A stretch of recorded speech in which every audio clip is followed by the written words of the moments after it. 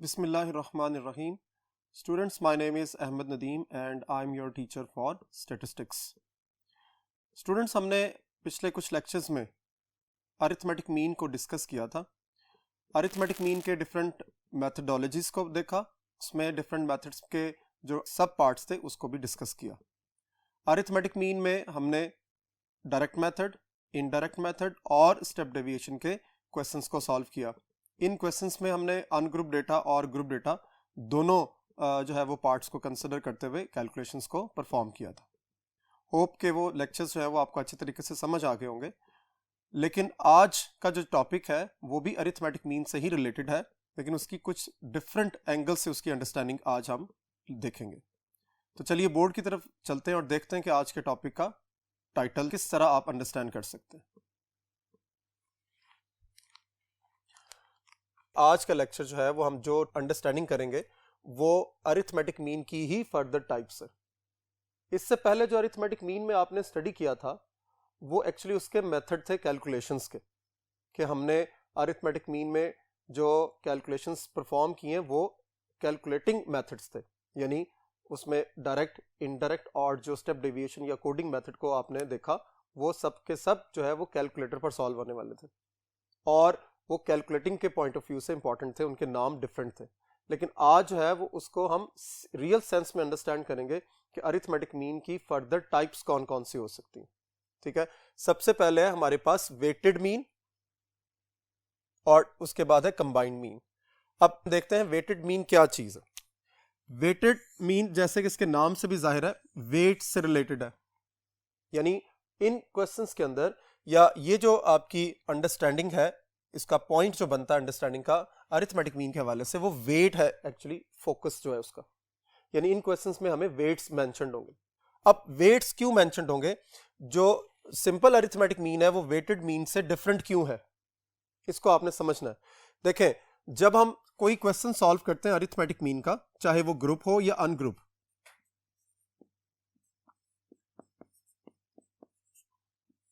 For example ये question आपने solve किया अरिथमेटिक मीन में, तो आप क्या करते हो, जब इसका आंसर कैलकुलेट करने के लिए आप सारी वैल्यूज को प्लस करते हो और नंबर ऑफ वैल्यूज पे डिवाइड कर लेते हो, यानी आपके पास इसकी जो इंडिविजुअलिटी है वो एक जैसी है सबकी. ठीक है जी. लेकिन समटाइम्स रियल लाइफ में ऐसा भी होता है कि हर नंबर की जो इंपॉर्टेंस है, जो आप यूं कह सकते हो कि इंपॉर्टेंस के साथ साथ उसका जो मैग्नीट्यूड है वो डिफरेंट हो सकता है. यानी 5 की इंपॉर्टेंस 6 से अलग हो सकती है, 6 की इंपॉर्टेंस जो है वो अलग हो सकती है 10 से, 12 से और 13 से. तो फिर अब क्या करेंगे, यानी आप यूं कह सकते हो कि सिंपल अरिथमेटिक मीन की जो कैलकुलेशंस है उसमें सब वैल्यूज की इंपॉर्टेंस एक जैसी होती है, लेकिन वेटेड अरिथमेटिक मीन के अंदर हर नंबर जो है उसकी इंपॉर्टेंस अलग होती है और उसी इंपॉर्टेंस को डिफरेंशिएट करने के लिए उन्होंने हर नंबर के अगेंस्ट जो है उसका वेट मेंशन किया होता है. ठीक है, इसीलिए इसको हम क्या कहते हैं, वेटेड मीन. एक बात याद रखनी है आपने कि weighted mean is an type of arithmetic mean. ठीक है जी. सो वेटेड मीन में जब आप कैलकुलेशंस करते हैं तो उसका फॉर्मूला होता है सिग्मा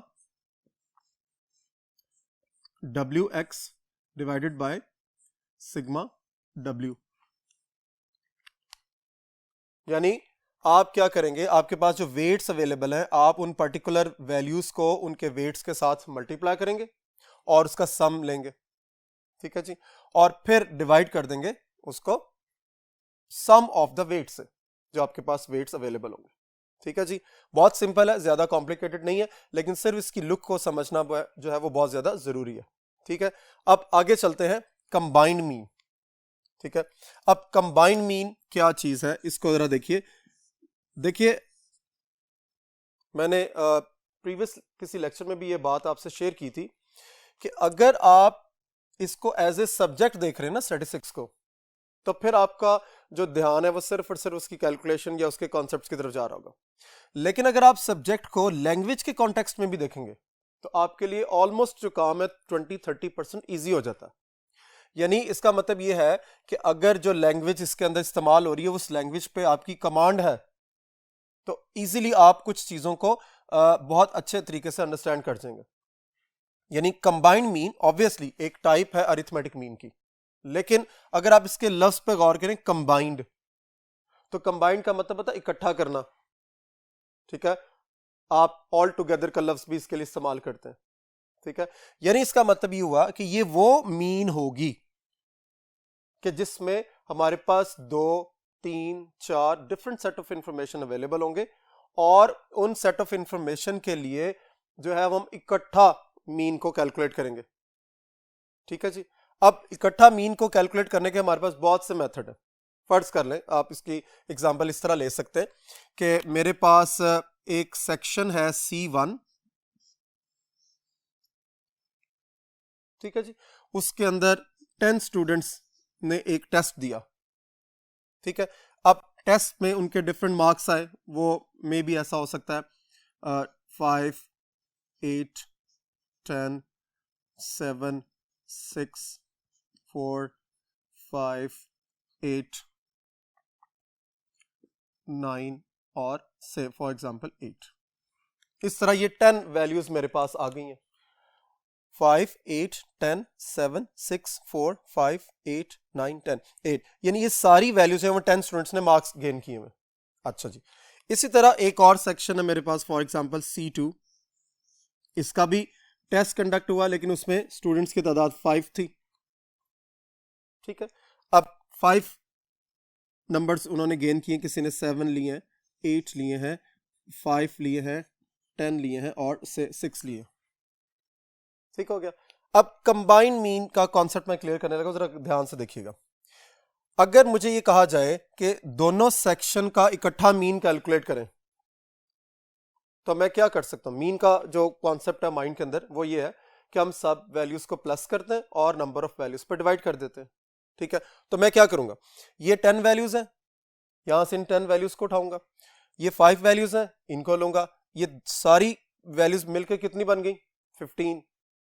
तो 10 वैल्यूज और ये 5 वैल्यूज, इन सब को कैलकुलेटर पर प्लस कर लेता हूं। तो देखिए, तो प्लस करने के बाद एक आंसर आएगा मेरे पास और उस आंसर को मैं 15 पर डिवाइड कर दूंगा, क्योंकि टोटल नंबर ऑफ ऑब्जर्वेशंस अब आपके पास कितनी है? 15 है।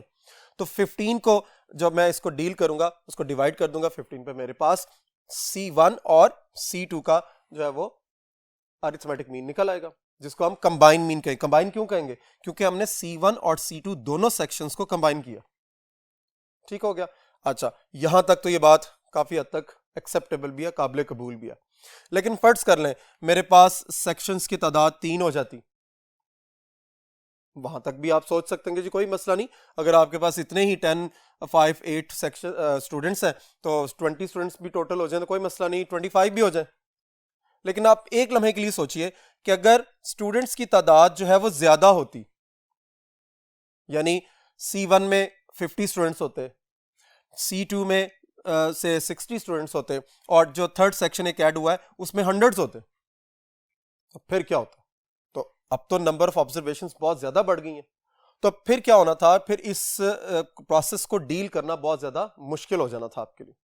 तो अब इसका हल निकालने के लिए एक जनरलाइज्ड फॉर्मूला निकाला गया जिसको कहा गया कंबाइंड मीन, और उसकी नोटेशन जो है वो x बार c से रखा गया उसको। अब x बार c को जब कैलकुलेशंस करनी है तो उसका फॉर्मुलाइज उसको कैसे करेंगे? x bar c is equals to n1 x1 bar n2 x2 bar divided by n1 plus n2, ठीक हो गया। ये कैसे होगा जी? यानी आपके पास नंबर ऑफ सेक्शंस अगर 2 हैं तो आप क्या करें? n1 ऑब्वियसली फर्स्ट सेक्शन के नंबर ऑफ स्टूडेंट्स हैं, n2 जो है सेकंड सेक्शन के नंबर ऑफ स्टूडेंट्स हैं। आप क्या करें? इंडिविजुअली C1 सेक्शन का मीन निकाल लें और C2 सेक्शन का मीन निकाल लें और इन दोनों मीन्स को इस फॉर्मूले के अंदर पुटअप करें, तब भी वही आंसर आएगा जो हमने इससे पहले प्रोसेस किया था। यानी आप बजाय इसके कि सारे सेक्शंस को इकट्ठा करें और फिर उन वैल्यूज को कंसिडर करते हुए सिग्मा एक्स ओवर एन के फॉर्मूले से कैलकुलेशंस करें, आप individually her particular set of information के लिए अलग अलग मीन निकालें, क्योंकि आपकी कैलकुलेशन उस तरह आसान हो जाती है, ठीक है। तो x1 bar for first set of information, x2 bar for second set of information, ठीक हो गया। अब ये दोनों सेट ऑफ इंफॉर्मेशन के लिए जब आप कैलकुलेशंस कर लेंगे तो इस फार्मूले के अंदर आप उसको पुट अप करेंगे और आप इजीली कंबाइंड मीन निकाल देंगे। देखिए यही फार्मूला एक्सटेंड हो सकता है, यानी अगर आपके पास 3 सेट ऑफ इंफॉर्मेशन है तो फिर आप क्या करेंगे, यहां पर ऐड कर देंगे n3 x3 बार और इसी तरह डिनोमिनेटर में एक तीसरा n भी आ जाएगा और इसी तरह ये कंटिन्यू रहेगा। यानी अगर किसी सिचुएशन में हमारे पास 4, 5 या 6 सेट ऑफ इंफॉर्मेशन है तो इसकी कंटिन्यूशन जो है वो आगे ऐसे चलती रहेगी। यानी अगर 4th सेट ऑफ इंफॉर्मेशन के लिए मुझे कैलकुलेशन करनी है तो मुझे कोई और काम नहीं करना, मुझे जस्ट उसका अरिथमेटिक मीन निकालना है जो कि x बार 4 होगा और नीचे उसकी प्रेजेंटेशन जो है वो यहाँ आ जाएगी। क्लियर होगी बात? सो इस तरह हम कंबाइंड मीन के फॉर्मूले को एक्सटेंड करते हुए 4, 5, 6 या 7 जनरल सेट ऑफ इंफॉर्मेशन तक भी लेके जा सकते हैं। सो ये एक फॉर्मूला है कंबाइंड मीन के लिए। और वेटेड मीन के लिए हमने क्या फॉर्मूला पढ़ा, sigma W X over sigma W. Clear होगी बात? अब हम इन दोनों जो फॉर्मूला से रिलेटेड जो है वो क्वेश्चंस, कुछ एग्जांपल्स जो है वो सॉल्व करते हैं, उससे आपको फर्दर इसकी अंडरस्टैंडिंग जो है वो बिल्टअप हो जाएगी। अब नेक्स्ट बोर्ड की तरफ चलते हैं और देखते हैं कि कैलकुलेशंस को कैसे हमने परफॉर्म करना है। जी स्टूडेंट्स, एग्जाम्पल है, इसकी वर्डिंग को आपने अच्छे तरीके से अंडरस्टैंड करना है। आपने एक्सट्रैक्ट करना है कि आपकी इंफॉर्मेशन जो है वो क्या है और किस तरह आप उसको आगे लेके चल सकते हैं। देखिए, फाइंड वेटेड मीन, यानी उसने स्टार्ट में आपको कह दिया, यानी इसका मतलब ये हुआ कि जब क्वेश्चन आएगा वेटेड मीन से रिलेटेड तो उसने वेटेड का लफ्ज इस्तेमाल किया होगा। अदरवाइज सिंपल मीन अगर वो होगा तो फिर आपके लिए कैलकुलेशंस जो है वो इसकी डिफिकल्ट हो जाएंगी क्योंकि उसका पैटर्न और होगा। सो वेटेड मीन को आपने ढूंढना है लफ्ज को क्वेश्चन के अंदर से। ठीक हो गया?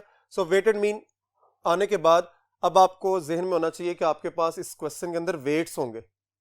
ठीक है, अब देखिए, if find the weighted mean if weights, अब देखिए 4, 3, 3, 2 एंड 2, यानी 5 आपको वेट्स दिए हुए डिफरेंट नंबर्स के लिए। और वो नंबर्स कौन से हैं? अलॉटेड टू द सब्जेक्ट्स, यानी कोई मार्क्स हैं, सब्जेक्ट्स हैं और उसकी इंपॉर्टेंस के हवाले से उसको वेट्स असाइन किए गए। सब्जेक्ट 1 इंग्लिश है, उसके 73 मार्क्स हैं। सब्जेक्ट 2 जो है उसमें 82 मार्क्स है। सब्जेक्ट नंबर 3 जो है उसमें 80 मार्क्स हैं। स्टैटिस्टिक्स 57, फिजिक्स के 62। इस तरह आपके पास 5 सब्जेक्ट्स के मार्क्स दिए हुए और उनकी इंपॉर्टेंस के हवाले से उनके वेट्स जो है वो असाइन कर दिए गए। ठीक है जी, अब जरा देखिए इसको आगे सॉल्व कैसे करेंगे। सॉल्यूशन में जैसे मैं पहले भी कहता हुआ आ रहा हूं कि स्ट्रक्चर जो है वो बहुत ज्यादा इंपॉर्टेंट है। आपने देखना है, सबसे पहले आप फॉर्मूला लिखेंगे, आप इसको x बार w भी कह सकते हैं, वेटेड मीन भी लिख सकते हैं, लेकिन मीन यानी x बार के साथ ये w अगर ऐड कर देंगे तो it represents the weighted mean. और फॉर्मूला हमने क्या पढ़ा, sigma W X over sigma W. तो देखिए जी, W यानी वेट को पर्टिकुलर x की वैल्यू के साथ मल्टीप्लाई करना है और फिर उसका सम करना है। तो यहां दो मेथड है, आपके पास अपनी चॉइस है। आप कॉलम के साथ इसको कैलकुलेट कर ले या आप इसको डायरेक्ट जैसे अभी मैं सॉल्व करने लगा हूं आप वैसे भी सॉल्व कर सकते हैं। सो देखिए इसकी कैलकुलेशन को, क्योंकि सम है तो W ने x से मल्टीप्लाई होना है, तो first W is 4 and first x की वैल्यू जो है वो क्या है 73।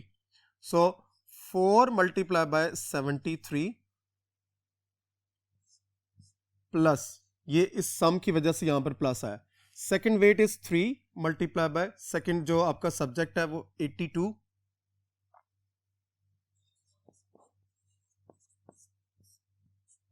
उसके बाद थर्ड जो है वो वेट 3 है और थर्ड जो मार्क्स हैं आपके पास वो 80 है,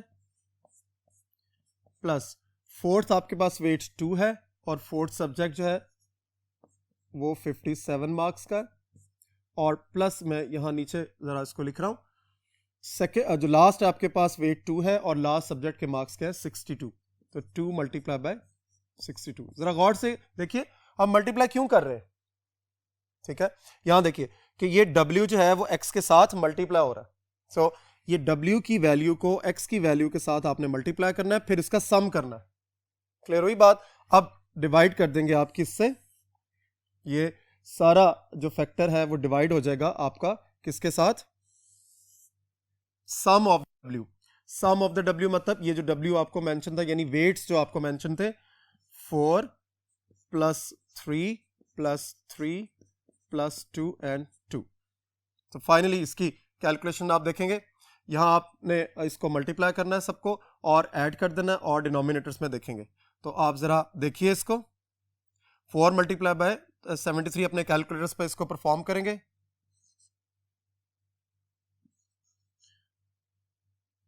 292, 246, 240, 114 एंड 124। क्लियर होगी बात जी? आगे चलें और डिनोमिनेटर में देखिए 4 प्लस 3 प्लस 3 प्लस 2 प्लस 4, यानी 4 और 3 7, 3 10, 2 12 और 14। अब बताइए जी आगे क्या करेंगे आप लोग इन सारे न्यूमिनेटर की वैल्यूज को ऐड करेंगे और किस पर डिवाइड कर देंगे, 14 पर, जो आपके पास एक पर्टिकुलर आंसर आएगा।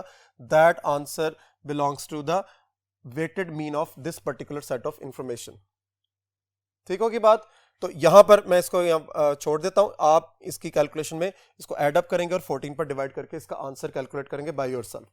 तो आप देखिए अपने टीचर से डिस्कस कीजिएगा कि इसका आंसर जो है वो जो हमें हमारे पास अवेलेबल है और जो आपने कैलकुलेट किया वो सेम है या नहीं। वैसे सिंपल है कि इतना ज्यादा कॉम्प्लिकेटेड नहीं है। क्लियर होगी बात? अब नेक्स्ट एग्जाम्पल की तरफ चलते हैं, बोर्ड नंबर 3 पे, और देखते हैं कि अगली एग्जाम्पल में हम इसकी कैलकुलेशंस को कैसे देखेंगे। जी नेक्स्ट एग्जाम्पल है हमारे पास कैलकुलेट वेटेड मीन। जरा गौर से देखिए, फिर हम वहीं पर हैं, इंपॉर्टेंट वर्ड्स को आपने अंडरलाइन करना है, समझना है। ठीक है जी, क्या है वेटेड मीन?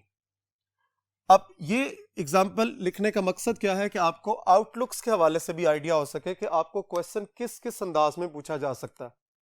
ठीक है, ये फर्स्ट जो कॉलम है वो फूड है, रेंट है, यानी आपको वेरिएबल्स बताए गए हैं कि फूड, रेंट, क्लोथिंग, फ्यूल और अदर कोई मिसलेनियस वेरिएबल है, और फर्दर आगे उसके एक्सपेंस और वेट्स बताए गए हैं। यानी एक आपने इससे पहले जो एग्जांपल दी थी उसकी वो एक वर्ड प्रॉब्लम फॉर्म के अंदर थी। ठीक है, अब जो है वो टेबुलर फॉर्म के अंदर है, इसलिए इसको अलग से रखा गया ताकि आपकी विजुअलाइजेशन जो है वो बिल्कुल क्लियर हो सके कि आप इसको देख सकें और अंडरस्टैंड कर सकें कि हमने इसको परफॉर्म कैसे करना है। तो यहां पर भी कोई ज्यादा कॉम्प्लिकेशंस नहीं है, प्रॉब्लम नहीं है। यहां पर मैं आपको सिर्फ इसका स्ट्रक्चर बताऊंगा और कैलकुलेशन जो है वो अपने तौर पर आप खुद सॉल्व करेंगे ताकि आपको अंदाजा हो सके कि किस तरह आपने इसको देखा है। अब देखिए जरा आगे, जब हम सोल्यूशन करेंगे उसी तरह सबसे पहले हम x को देखेंगे। अब मैं यहां पर कॉलम वाइज इसको परफॉर्म कर रहा हूं और फिर हम w लिखेंगे क्योंकि वेट्स हमें मेंशन्ड है। ठीक है, यही वाली कैलकुलेशन, यही वाला स्ट्रक्चर जो है वो आप प्रीवियस एग्जांपल में भी रख सकते हैं। इसमें किसी किस्म का कोई इशू नहीं है कि आप इसको नए जो है ना वो मेथड से करना चाहते हैं, आप पहले मेथड से भी कर सकते हैं या नए मेथड से भी कर सकते हैं। ठीक है जी, अब देखिए x की वैल्यूज कौन कौन सी हैं, 290, 54, 98, 75, 75 और W जो है 7.5 to 1.5, 1.0 और 0.5।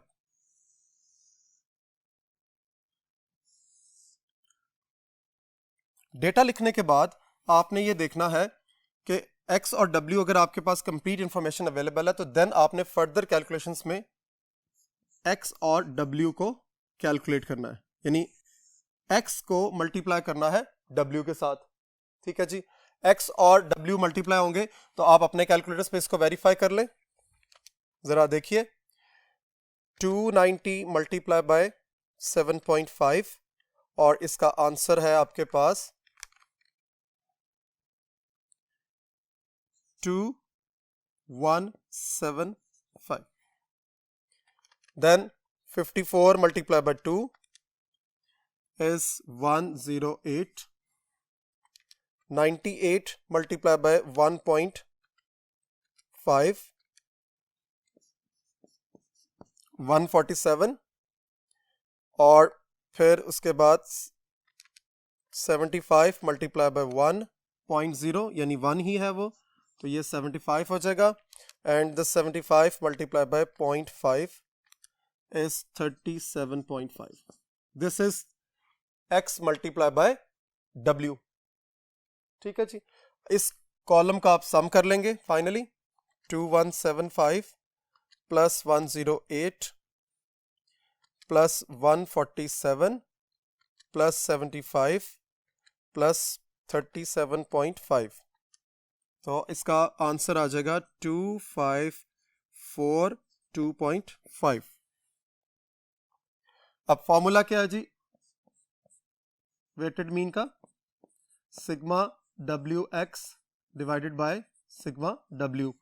अब ये डब्ल्यू है आपके पास यानी वेट्स का कॉलम है, इसको भी आप सम कर लेंगे 7.5 प्लस 2 प्लस 1.5 प्लस 1.0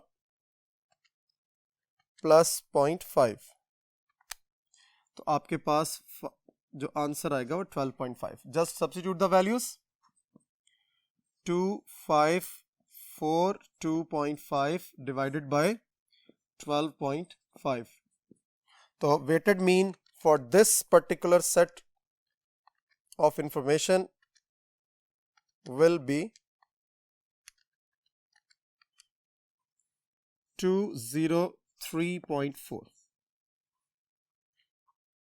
ठीक है जी, यानी अगर टेबलर फॉर्म में है तो आप टेबल में कैलकुलेशंस कर सकते हैं, और अगर आपके पास टेबलर फॉर्म नहीं है तो आप इसको डायरेक्ट फॉर्म में भी सॉल्व कर सकते हैं.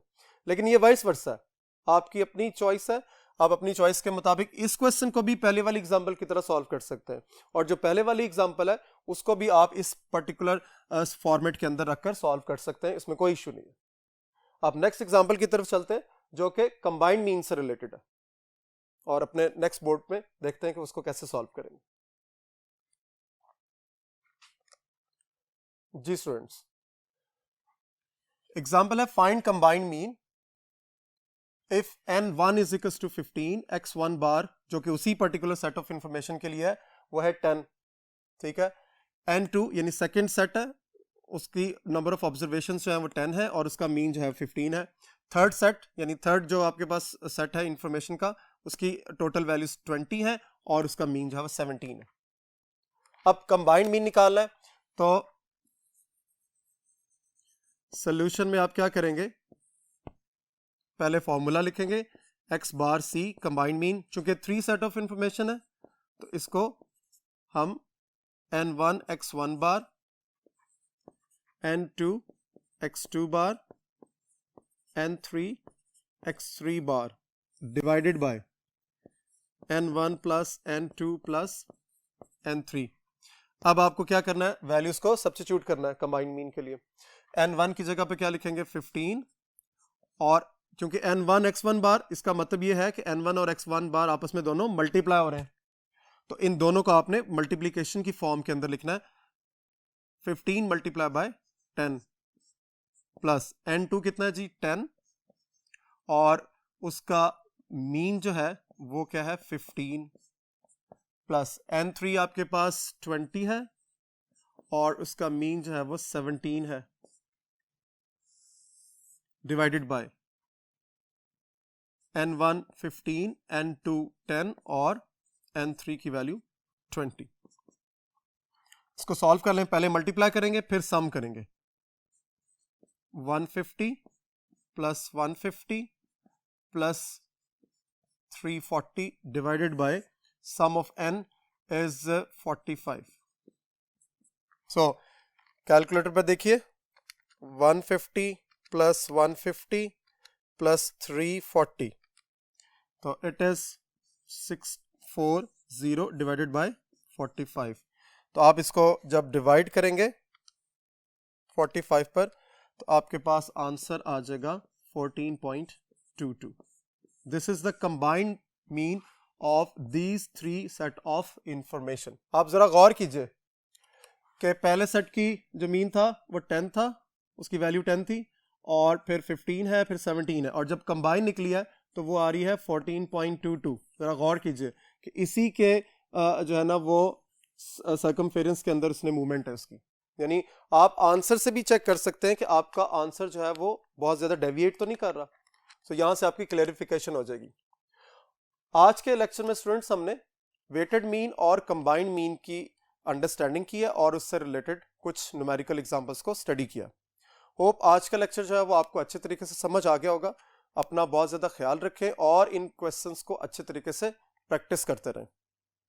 Thank you so much. इंशाल्लाह नेक्स्ट लेक्चर में मुलाकात होगी। अल्लाह हाफिज़।